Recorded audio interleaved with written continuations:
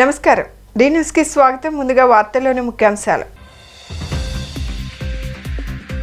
స్వయంగా కారు దిగి వచ్చి సమస్యలను పరిష్కరిస్తామని హామీ ఇచ్చిన సీఎం చంద్రబాబు నాయుడు.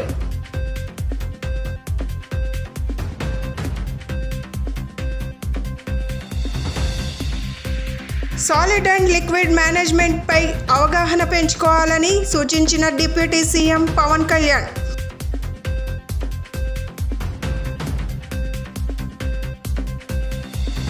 ఎన్డీఏ ప్రభుత్వంలో కేవలం 9 నెలల్లోనే ఎయిర్పోర్ట్ను అంతర్జాతీయ టెర్మినల్ను పూర్తి చేసి జాతికి అంకితం చేస్తామని తెలిపిన విజయవాడ ఎంపీ కేశినేని శివనాథ్. ముఖ్యమంత్రి నారా చంద్రబాబు నాయుడు కాన్వాయ్ ఆపి సామాన్య ప్రజలను కలిశారు. ఉండవల్లిలోని తన నివాసం నుంచి సచివాలయానికి వెళ్తున్న సమయంలో కరకట్టపై ఉన్న ప్రజలను చూసి తన కాన్వాయ్ను ఆపారు. సమస్యలపై వినతులు అందించేందుకు వచ్చిన ప్రజలను పిలిచి మాట్లాడారు. వివిధ జిల్లాల నుంచి వచ్చిన పలువురు తమ సమస్యలు చెప్పుకున్నారు. అనంతరం వారి నుండి వినతి పత్రాలు తీసుకున్నారు. సమస్యలను పరిష్కరిస్తామని సీఎం చంద్రబాబు నాయుడు స్వయంగా కారు దిగి వచ్చి హామీ ఇవ్వడంతో బాధితులు సంతోషం వ్యక్తం చేస్తున్నారు.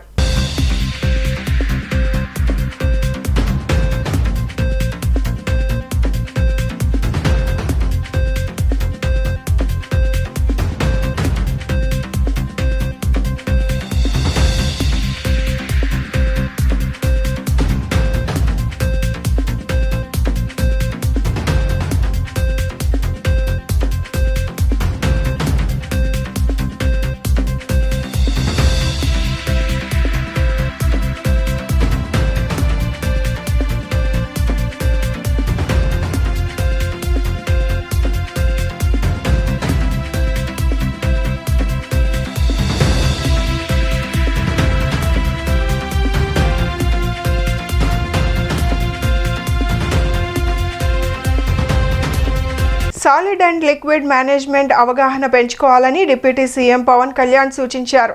ప్లాస్టిక్ కవర్లు ఎక్కడ పడితే అక్కడ పారేస్తున్నారని, వాటిని తిని గోవులు చనిపోతున్నాయన్నారు. రాష్ట్ర పంచాయతీరాజ్ శాఖ కార్యాలయంలో ఉన్నతాధికారులతో డిప్యూటీ సీఎం పవన్ కళ్యాణ్ సమీక్ష నిర్వహించారు.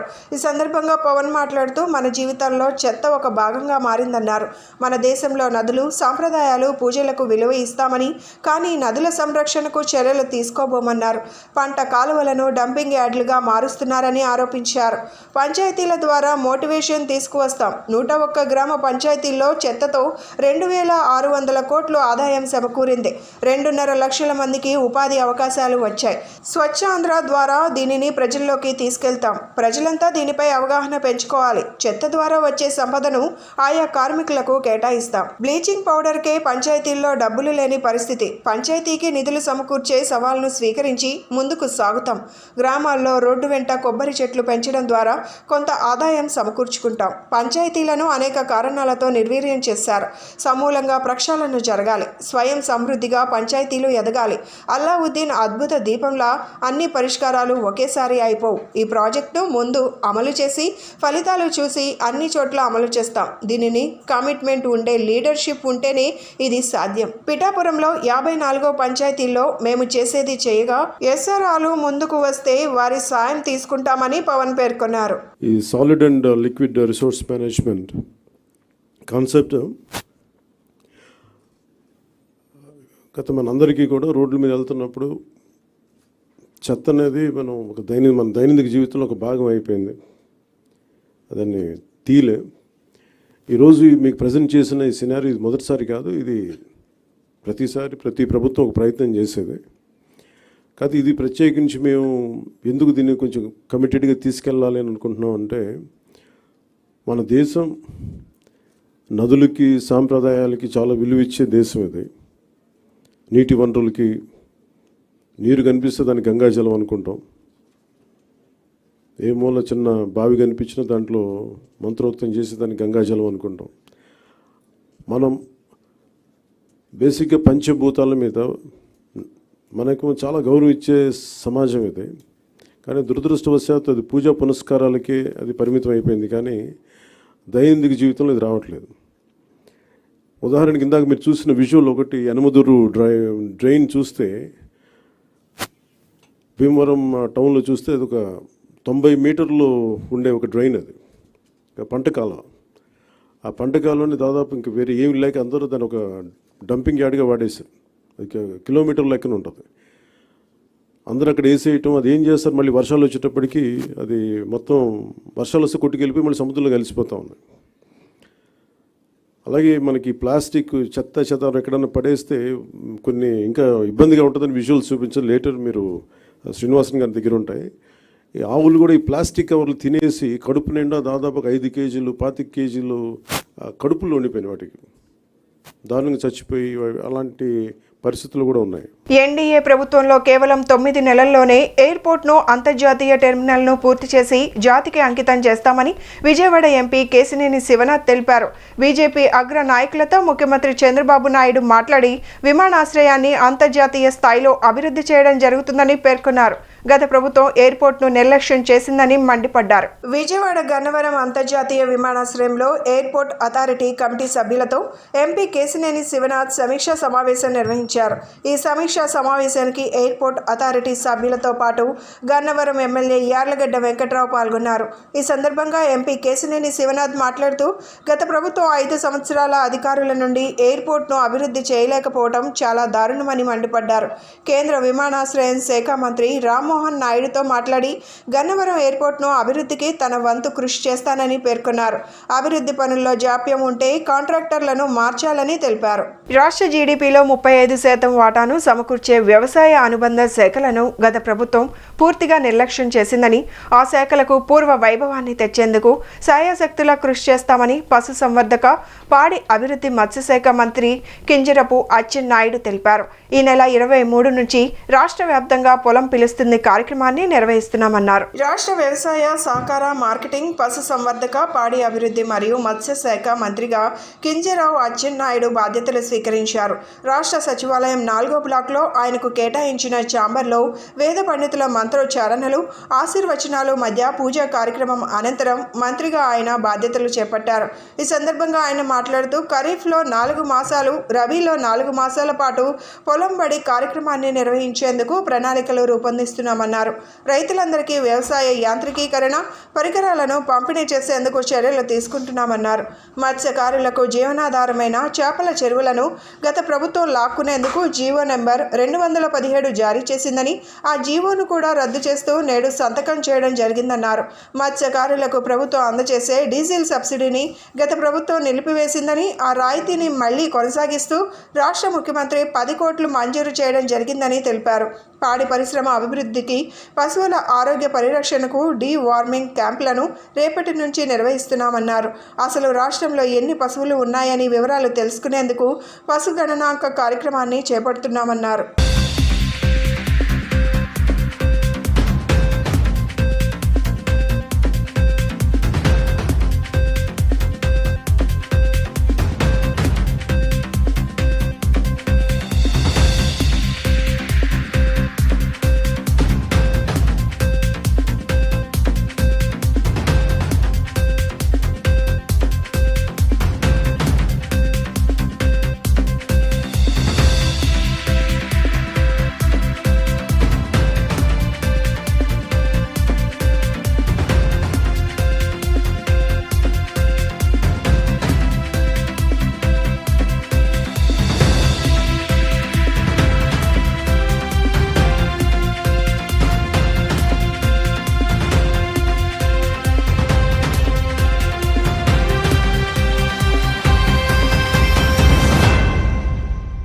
విజయవాడ నగరంలో డార్లింగ్ వై దిస్ కొలవరి చిత్ర యూనిట్ సందడి చేసింది. ఈ నెల 19న చిత్రం విడుదలను పురస్కరించుకొని ప్రమోషన్లో భాగంగా బందర్ రోడ్లోని ఒక హోటల్లో చిత్ర యూనిట్ విలేకరుల సమావేశం ఏర్పాటు చేసింది.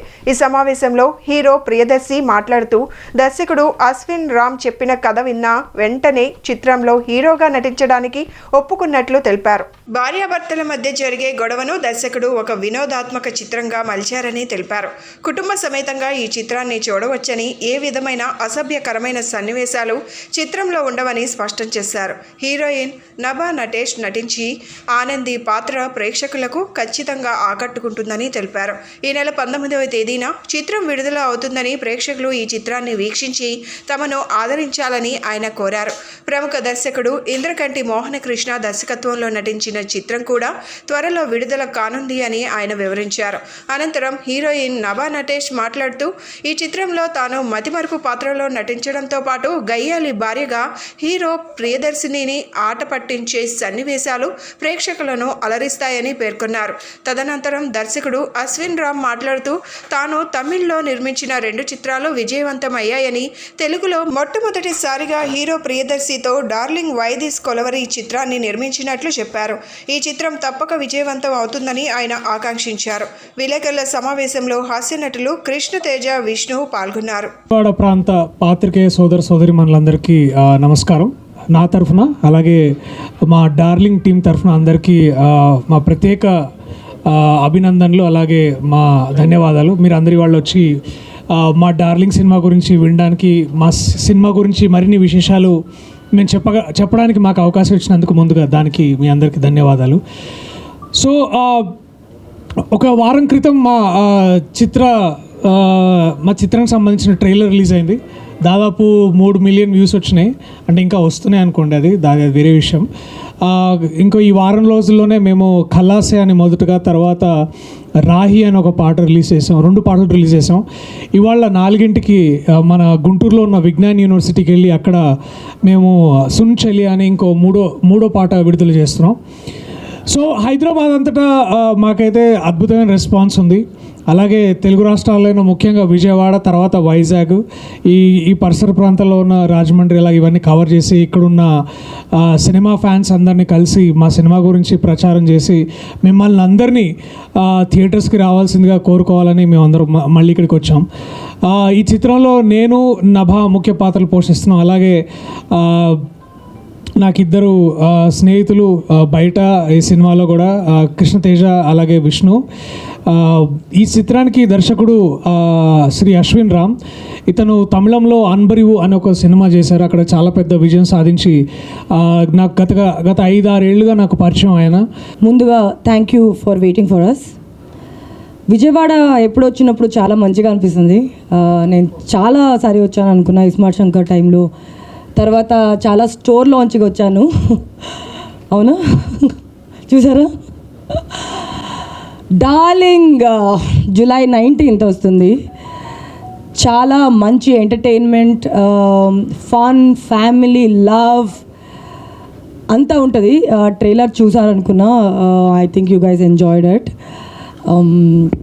దర్శితో పాటు పనిచేసి చాలా హ్యాపీగా ఉండింది. And majorly our captain of the ship Ashwin Ram గారు చాలా బ్యూటిఫుల్గా, అద్భుతంగా ఒక స్టోరీ రాశారు, సినిమాను తీశారు. అందరికీ నమస్కారం. నా సినిమా డార్లింగ్ చూడండి, ఎంకరేజ్ చేయండి, సపోర్ట్ చేయండి. Thank you. In Telugu and we done it with lot of love. I hope you all have watched the trailer and it's yeah. And Darling, I've had great experiences working with all 4 of them. It's been great and it's a very fun film, fun entertainment, all guaranteed. Please watch it with your families and thank you for your support. It's coming on July 19th. ఈ cinema ముఖ్యంగా ఒక women oriented film అండి. అందరు ఫ్యామిలీతో వెళ్ళి చూడొచ్చు. July 19th, please watch Darling in the theaters. Thank you. కష్టాలు ఎదుర్కొని గెలవడానికి కష్టపడి పోరాడాలని, నిరాశాజనకమైన పరిస్థితుల్లో మనోధైర్యంగా ఉండడానికి, గొప్ప సైనికుడిగా ఎదగడానికి ఉదాహరణగా చెప్పవచ్చని Delhi public school managing director Pawan Chand తెలిపారు. ఢిల్లీ పబ్లిక్ స్కూల్ ఆవరణలో వార్షికోత్సవ కార్యక్రమాలు అంగరంగ వైభవంగా నిర్వహించారు. ఈ కార్యక్రమంలో సాంస్కృతిక కార్యక్రమాలు నిర్వహించి తోటి విద్యార్థులు ప్రదర్శించిన సాంస్కృతిక కార్యక్రమాలు పలువురిని ఎంతగానో ఆకట్టుకున్నాయి. గత 7 సంవత్సరాల నుండి అనేక సబ్జెక్టులలో అత్యధిక మార్కులు సాధించిన ఉత్తమ విద్యార్థులకు 10వ ఆంధ్ర బాలికలు battalion commanding officer lieutenant Sudarshan విద్యార్థులకు బహుమతులు అందించారు. ఢిల్లీ పబ్లిక్ స్కూల్ విజయవాడ ఆవరణలో వార్షిక అవార్డుల వేడుక ఘనంగా జరిగింది. ఈ సందర్భంగా ముందుగా జ్యోతి ప్రజ్వలనతో ప్రారంభించారు. ఈ కార్యక్రమంలో 7 సంవత్సరాలు వరుసగా అన్ని సబ్జెక్టులలో అత్యధిక మార్కులు సాధించిన ఉత్తమ విద్యార్థిని అయిన చైనా తబితా శీలంకు గోల్డ్ మెడల్ బహుమతిని అందజేశారు. అలాగే 5వ తరగతి నుండి వరుసగా 6 సంవత్సరాలు అన్ని సబ్జెక్టులలో అత్యధిక మార్కులు సాధించిన ఉత్తమ విద్యార్థినులైన నైనా తబితా పీలం, ఫిషా జైన్, శ్రేష్ఠ, లాస్య, శృతిక, ఏ తనీష్ చౌదరి, విద్యార్థినులకు ఎన్సీసీలోని 10వ ఆంధ్ర బాలికల battalion commander officer lieutenant colonel SVS Sudarshan, Andhra Pradesh మరియు అకాడమిక్ డైరెక్టర్ డేవిడ్ రాజు చేతుల మీదుగా బ్లూ టై, ట్రేజర్లు, బ్లూ బ్యాడ్జీలను ప్రదానం చేశారు. వీరు తమ ప్రసంగంలో భాగంగా మాట్లాడుతూ ఎలాంటి సమస్య అయినా ఎదుర్కొని గెలవడానికి కష్టపడి పోరాడాలని మరియు నిరాశాజనకమైన పరిస్థితుల్లో ఒక గొప్ప సైనికుడిగా ఎదగడానికి ఉదాహరణగా చెప్పారు. ఒకరి లక్ష్యాలను సాధించడంలో నిజాయితీ మరియు నిబద్ధత అవసరమని కూడా చెప్పారు. అలాగే వరుసగా 5 సంవత్సరాలు అన్ని సబ్జెక్టులలో అత్యధిక మార్కులు సాధించిన విద్యార్థులకు డైరెక్టర్ పరిమి పవన్ చంద్, కడియాల ప్రవీణ్ కుమార్ బ్లూ బ్యాడ్జ్, ట్రెజర్లను ప్రదానం చేశారు. అదేవిధంగా వరుసగా 3-4 సంవత్సరాలు అన్ని సబ్జెక్టులలో అత్యధిక మార్కులు సాధించిన విద్యార్థులకు బ్లూ బ్యాడ్జ్లను, అలాగే వరుసగా 1-2 సంవత్సరాలు అన్ని సబ్జెక్టులలో అత్యధిక మార్కులు సాధించిన ప్రైమరీ విద్యార్థులకు గ్రీన్ బ్యాడ్జ్లను వైస్ ప్రిన్సిపల్ సంజయ్ భాటియా ప్రదానం చేశారు. ఈ కార్యక్రమంలో అనేక సాంస్కృతిక కార్యక్రమాలు చాలా ఉత్సాహంగా జరిగాయి. ఈ కార్యక్రమంలో తల్లిదండ్రులు, విద్యార్థులు, ఉపాధ్యాయులు పాల్గొని కార్యక్రమాన్ని విజయవంతం చేశారు.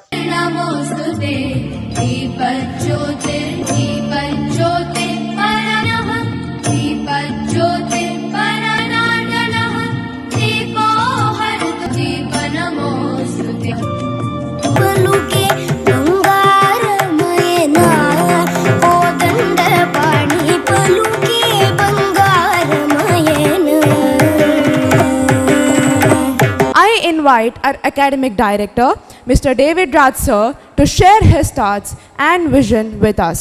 I really congratulate all the award winners today. I know they have worked hard. We can see the amount of perseverance, passion and commitment to excel in this and get an award called Academic Awards, be it Scholar Badge, because it requires a lot of consistency, commitment and dedication. Please join me in giving a thunderous round of applause for this extraordinary achiever.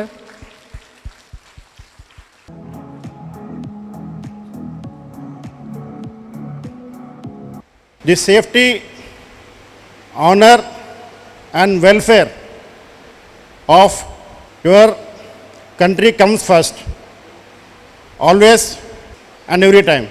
The honor, comfort and safety of your men you command comes next. Your own ease, safety and comfort comes last each and every time. So always remember this. Your country comes first, and whichever organization you are, the people in the organization, they are most important.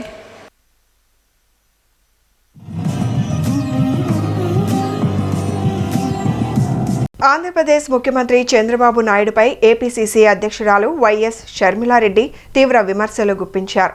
Chandrababu అధికారంలోకి వచ్చి నెల రోజులు దాటిందని చెప్పారు. RTC బస్సుల్లో ఉచిత ప్రయాణ సదుపాయం కల్పిస్తామని చెప్పిన చంద్రబాబు దాన్ని ఎందుకు నిలబెట్టుకోవడం లేదని ఆమె ప్రశ్నించారు. మహిళలకు ఉచిత బస్సు పథకం ఏపీలో ఇంకా ఎందుకు అమలు చేయలేదని ఏపీసీసీ అధ్యక్షురాలు షర్మిల ఏపీ ప్రభుత్వాన్ని ప్రశ్నించారు. ఈ మేరకు ఆంధ్రరత్న భవన్లో ఆమె విలేకరుల సమావేశం జరిపారు. ఈ సందర్భంగా ఆమె మాట్లాడుతూ తెలంగాణలో రేవంత్ రెడ్డి అధికారంలోకి వచ్చిన రెండో రోజే ఈ పథకాన్ని అమలు చేశారని అన్నారు. అలాగే కర్ణాటకలో కూడా 3 వారాల్లో అమలు చేశారని తెలిపారు. ఈ పథకం అమలుకు ఇంత సమయం ఎందుకు పడుతుందని నిలదీశారు. బస్సులో ప్రయాణం అంటే మహిళలకు రక్షణగా ఉంటుందని తెలిపారు. ఇది మహిళలకు పనికొచ్చే పథకమని చెప్పారు. సూపర్ 6లో ప్రకటించిన అన్ని పథకాలను అమలు చేయాలని అన్నారు. అమ్మకు వందనం కింద ప్రతి బిడ్డకు డబ్బులు ఇస్తామన్నారు. ఇప్పుడు ప్రతి తల్లికి 15,000 మాత్రమే అని జీవో ఇచ్చారని చెప్పారు. వైజాగ్ స్టీల్ ప్లాంట్లో టీడీపీ నేతలు ఎన్నో రకాలుగా మాట్లాడుతున్నారని అన్నారు. వైజాగ్ స్టీల్కు క్యాప్టివ్ మైన్ ఉండాలని చెప్పారు. మోదీ అంటే మోసం, వెన్నుపోటని, అలాగే జగన్ కూడా వైజాగ్ స్టీల్ను పట్టించుకోలేదని అన్నారు. దీనిపై చంద్రబాబు నాయుడు మాత్రమే మాట్లాడాలని చెప్పారు. రాజశేఖర్ రెడ్డి వైసీపీ మనిషి కాదని, ఆ పార్టీ అసలు వైఎస్ఆర్ పార్టీ కాదని అన్నారు. వైసీపీలో రాజశేఖర్ రెడ్డి లేరని చెప్పారు. వైఎస్ఆర్ ఆశయాలు నిలబెట్టేవారే అయితే జగన్మోహన్ రెడ్డి వాటిని ఎందుకు విస్మరించారని ప్రశ్నించారు. Good afternoon. ఈరోజు చంద్రబాబు గారు అధికారంలోకి వచ్చి 1 నెల దాటిపోయింది.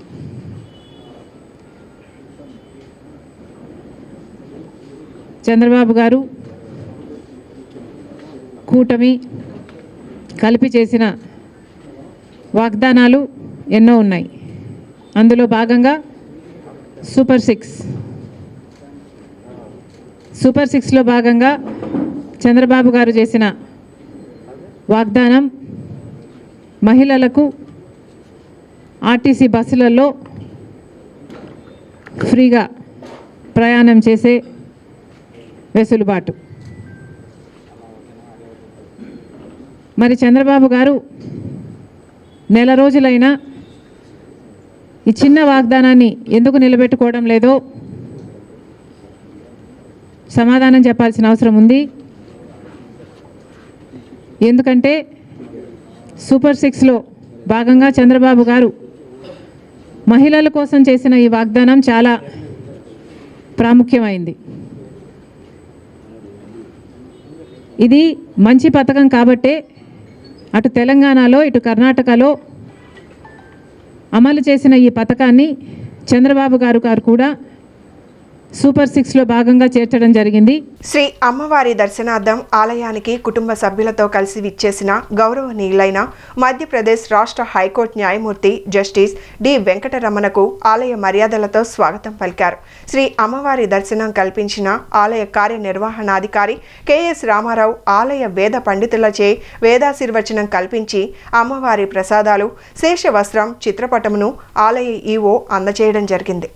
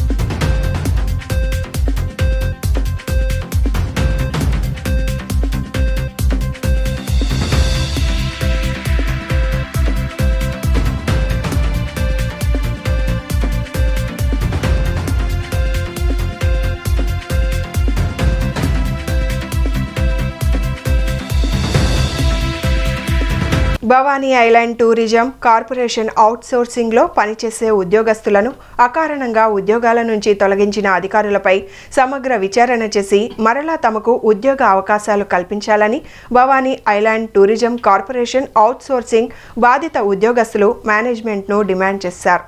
తమకు న్యాయం జరగకపోతే ముఖ్యమంత్రి చంద్రబాబును, ఉప ముఖ్యమంత్రి పవన్ కళ్యాణ్ను, మంత్రి లోకేష్ను కలుస్తామని చెప్పుకొచ్చారు. Bhavani island tourism corporation outsourcing బాధిత ఉద్యోగస్తులు గాంధీనగర్ ప్రెస్ క్లబ్ నందు విలేకరుల సమావేశం ఏర్పాటు చేశారు. ఈ సందర్భంగా వారు మాట్లాడుతూ భవానీపురం ఐలాండ్లో అవుట్సోర్సింగ్ ఎంప్లాయీస్గా 11 మంది గత 7 సంవత్సరాలుగా పనిచేస్తున్నారని, తమకు విధించిన sweeper, security guard, battery car డ్రైవర్గాను విధులను నిర్వర్తిస్తున్నామని అన్నారు. తమపై అధికారులు అయిన civil AE Shashikumar, electrical AE Shamshuddin ఆదేశాల మేరకు పనిచేస్తున్నామన్నారు. ఈ నేపథ్యంలో గత సంవత్సరం మే 1న 5 గుప్పెట్లో భవానీ ద్వీపం బక్క చిక్కుతున్న భవానీ ద్వీపం అని ఆర్టికల్ పత్రికలో రాయడం జరిగిందని గుర్తు చేశారు. ఆ వార్తాపత్రికలో తమ దగ్గర ఆఫ్కాస్లో జాయిన్ చేసేందుకు మనీ తీసుకున్నామని అందులో వివరించారు. ఆ వార్తా కథనం మేరకు మమ్మల్ని మానసికంగా, శారీరకంగా హింసించారని ఆరోపించారు.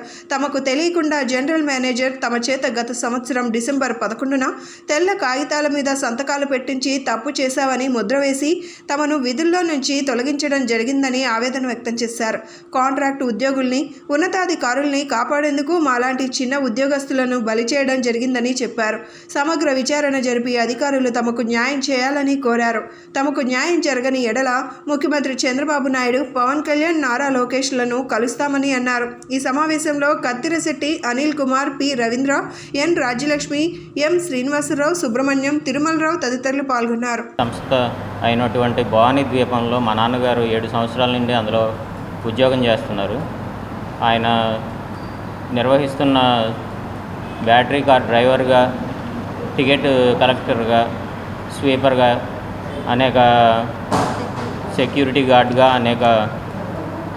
అన్ని పనులు చేస్తున్నారు. అందులో వారిని ఒక్కసారిగా ఉద్యోగంలోంచి తీసేయడం వల్ల మానసికంగా చాలా ఇబ్బంది పడ్డారు. అనారోగ్యం కారణంగా అతను 7వ తారీఖు నాడు అర్ధరాత్రి మరణించడం జరిగింది. ఎలక్ట్రికల్ ఏఈ, సివిల్ ఏఈ వారి ఒత్తిడులతో బాగా తీవ్ర మనస్తాపానికి గురయ్యారు. Electrical AE Shamshuddin, civil AE Sasikumar వారి ఒత్తిడి వల్ల బాగా మానసికంగా ఇబ్బంది పడ్డారండి. న్యాయం జరగాలి మాకు. అందులో ఉద్యోగం కానీ, ఆర్థికంగా కానీ ఏదన్నా న్యాయం జరగాలని కోరుకుంటున్నాను. నమస్కారం సార్, నా పేరు రవీంద్ర.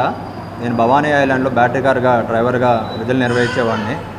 నాతో పాటు కూడా చాలామంది ఎంప్లాయీస్ కూడా ఉన్నారు, 11 మంది ఎంప్లాయీస్.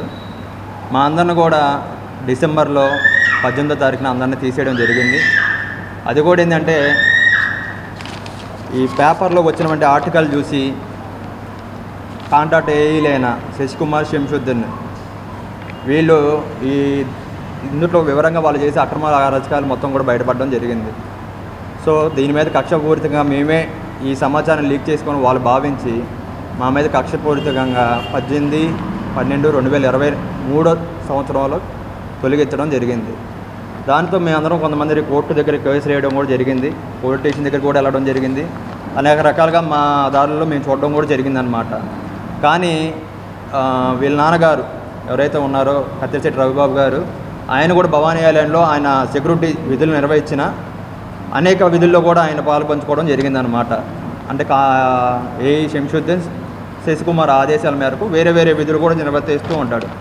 ఆయన కూడా అలాగే తొలగించడం కూడా జరిగిందనమాట మిస్కాండక్ట్ కింద.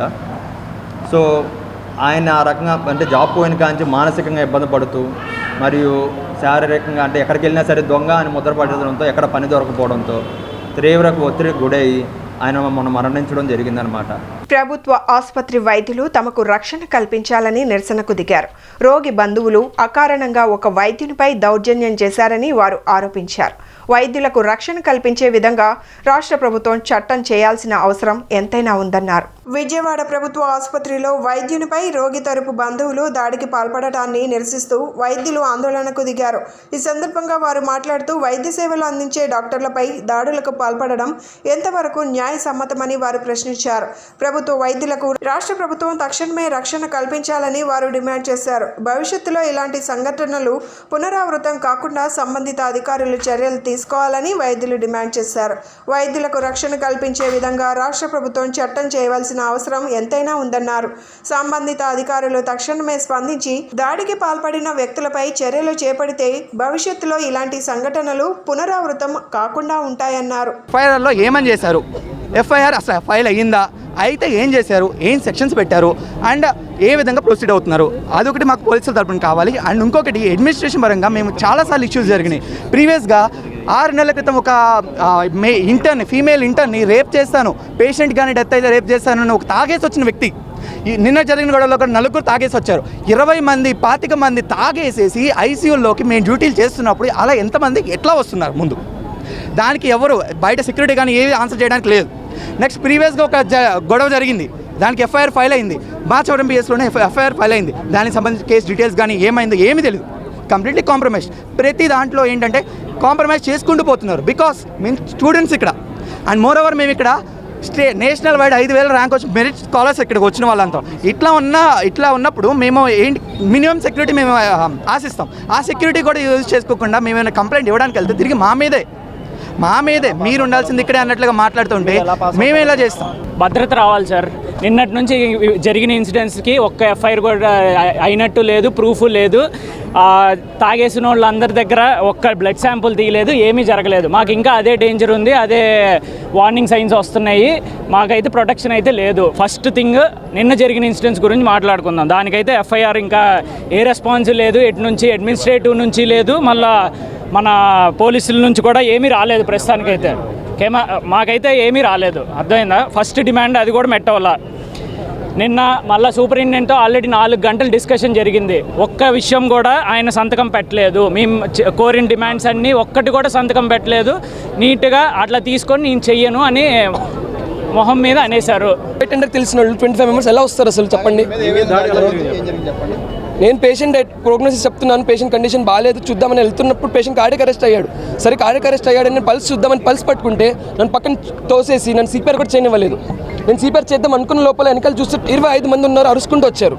ఈ లోపల అరుచుకుంటూ వచ్చారు. ఒక్క అటెండర్, ఒక్క పేషెంట్ తెలిసిన వాడు 25 మెంబర్స్ ఎలా వస్తారు అసలు? ఈ హాస్పిటల్లో అంత సెక్యూరిటీ ల్యాబ్స్ ఎలా అవుతుంది? మోస్ట్లీ వార్డ్ కూడా కాదు, అది ఐసీయూలో అంత సీరియస్ పేషెంట్స్ ఉంటారు, వెరీ క్రిటికల్ పేషెంట్స్ ఉంటారు. ఆయన 25 మెంబర్స్ ఎలా వచ్చారు అండి హాస్పిటల్లో? నేను ఇలాంటి గొడవలు తను మాకు ప్రతి సోమవారం నైట్ తాగేసి వస్తారు, గొడవలు జరుగుతూ ఉంటాయి. అవుట్ పోస్ట్ నుంచి పోలీస్ ఎవరో ఒకళ్ళు వస్తారు, ఇది కంటిన్యూస్ జరుగుతూ ఉంటాయి. కానీ సెక్యూరిటీ ఉంటారా? ఫస్ట్ గొడవ అయితే ఆ పక్క నుంచి వెళ్ళిపోయేది ఎవరంటే సెక్యూరిటీ. వాళ్ళే వెళ్ళిపోతారు, ఫస్ట్ అక్కడ ఉండరు. అంతా చల్లారిపోయాక అప్పుడు వస్తారు నిదానంగా. ఎన్నిసార్లు సెక్యూరిటీ పెట్టాలన్నా జరగల. ఇది ఈ సంవత్సరం కాదు, లాస్ట్ ఇయర్ ఇంటర్న్స్ ఉన్నప్పుడు ఇదే గొడవ. ఆ రేప్ థ్రెట్ చేసిన అప్పుడు కూడా అదే చేశారు. ఎంతసేపటికి ఫస్ట్లో గొడవలు జరిగేటప్పుడు ప్రూఫ్ ఏది అని అడిగేవాళ్ళు మా అడ్మినిస్ట్రేషన్. విజయవాడలో ఉద్యోగాల పేరుతో మోసానికి పాల్పడ్డ బ్రైట్ కెరియర్ గ్రూప్ యజమానిపై గవర్నర్పేట పోలీసులు కేసు నమోదు చేశారు. కానూరుకు చెందిన శామ్యుయల్ బాబు మరికొందరు 2023లో బ్రైట్ కెరియర్ గ్రూప్ సంస్థ నిర్వహించిన ఇంటర్వ్యూకు హాజరయ్యారు. ఉద్యోగం కావాలంటే సంస్థకు ముందుగా 30,000 చెల్లించాలని చెప్పడంతో వారు చెల్లించారు. ఆ తర్వాత సంస్థ నుంచి సమాచారం లేకపోవడం, డబ్బులు తిరిగి ఇవ్వకపోవడంతో బాధితులు పోలీసులను ఆశ్రయించారు.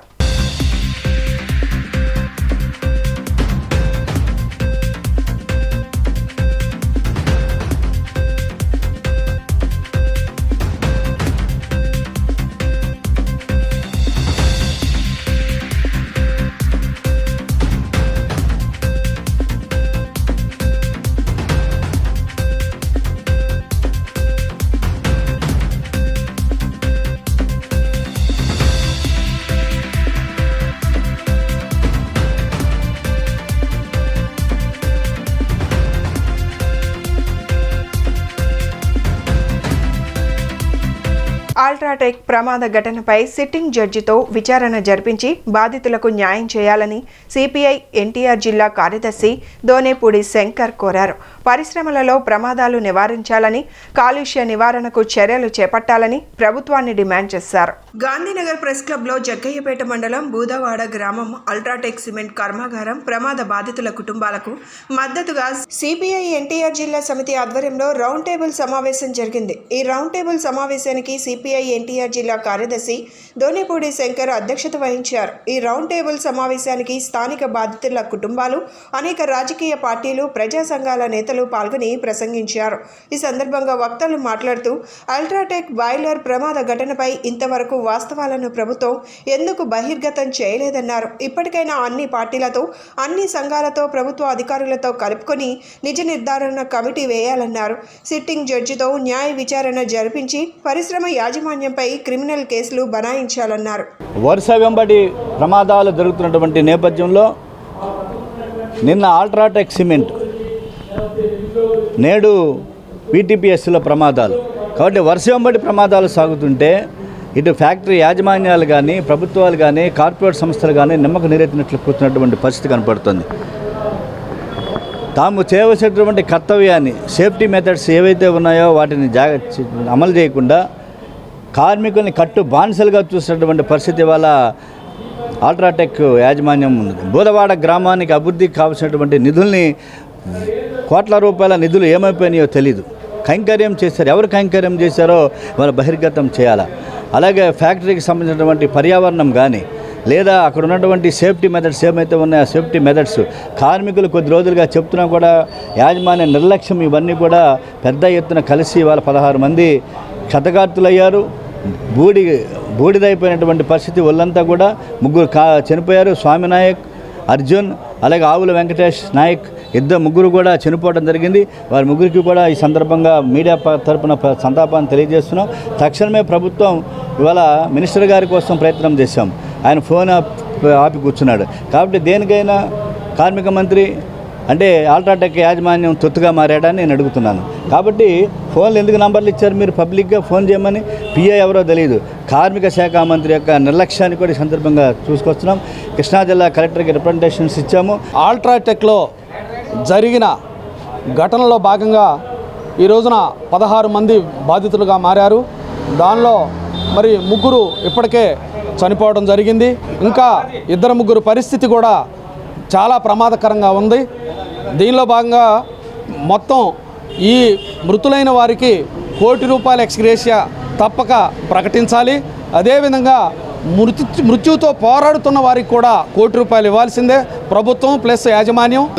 సార్ ఇప్పుడు బాలాజీ, నా పేరు బోధవాడ, నా పేరు బాలాజీ. ఒక సొంత ఊళ్ళోనే ఫ్యాక్టరీ కట్టుకొని ఇవాళ డాక్టర్లు అయినా ఏదైనా మా సైకిల్ లేదు సార్. వాస్తవానికి ఏదైనా ఇరుదునాలు అయినా చూపించిన లోపల పొలాలు అమ్మిన వాళ్ళకే కొద్ది జాబ్ ఇచ్చారు. వాళ్ళు పోతుంటే చూస్తున్నారు. మా బోధాడలో ఎవరికి అనేది ఏం అసలు పరిష్కారం అనేది ఏం లేదు సార్. అసలు ఏది వేసినా తెలంగాణ దగ్గర ఉంది, ఒక 2-3 కిలోమీటర్లు. అక్కడ పోతే ఉచితంగా చూస్తున్నారు కానీ మా ఆంధ్రాలో మా ఊళ్ళో కట్టుకొని మాకు ఏ సైకిల్ చేయట్లేదు సార్. బులెటిన్ ముగించే ముందు హెడ్లైన్స్ మరొకసారి. స్వయంగా కారు దిగి వచ్చి సమస్యలను పరిష్కరిస్తామని హామీ ఇచ్చిన సీఎం చంద్రబాబు నాయుడు.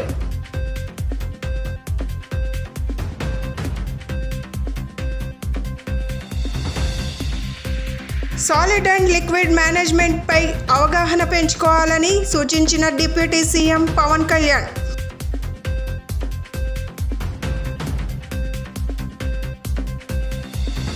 ఎన్డీఏ ప్రభుత్వంలో కేవలం 9 నెలల్లోనే ఎయిర్పోర్ట్ను అంతర్జాతీయ టెర్మినల్ను పూర్తి చేసి జాతికి అంకితం చేస్తామని తెలిపిన విజయవాడ ఎంపీ కేశినేని శివనాథ్. ఇవి ఈనాటి bulletin updates. Keep watching the news.